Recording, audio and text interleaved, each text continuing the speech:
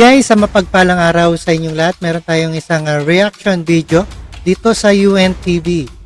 Rescue trains students for basic first aid. Ayan mga grade 4, paano mag-rescue. At subaybayan po natin dito kay Road Trip TV. Alright, no other further ado, let's do watch guys.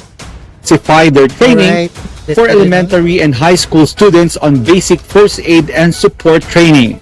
More than 400 students joined the training on how to save lives in Bayugo National High School and Infant Jesus Academy in Rizal Province. Sa case ko po noon, nung hindi ko pa alam kung paano yung dapat gawin in case of emergency, maaaring lalong mapahamak yung pasyente na makasalamuha. Pero ngayon, dahil po sa seminar na tinulong ng UNTV, nagkaroon po ako ng kaalaman na lahat po ay pwedeng maging lifesaver. Bata man, matanda, kahit sino man ay pwedeng maging lifesaver. Ang pag-aaral ng First Aid and Basic Life Support Training ay nagsisilbing impormasyon sa paghahanda sa mga posibleng mangyari na sakuna.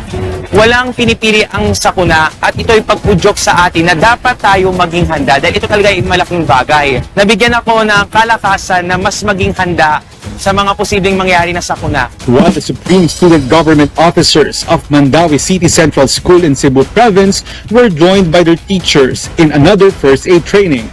For comprehensive information and procedure on basic first aid treatment, like how to treat a head injury, how to treat a fracture, and what you should have inside your go bag, the Lifesaver YouTube channel is readily available using your mobile phone or your computer. On Facebook, you can also follow Lifesaver and learn online. Remember, there is always something you can do to help. Mon Hokson, UNTV News. Alright guys, napanood po natin paano mag-save ng isa o mag-rescue dito sa grade 4 student. Did you know how to access Philippine law that uphold teaching basic life support to elementary and high school students? At maraming salamat sa UNTV and thank you guys and peace out. Keep safe and happy sa inyong lahat. Alright, thank you guys.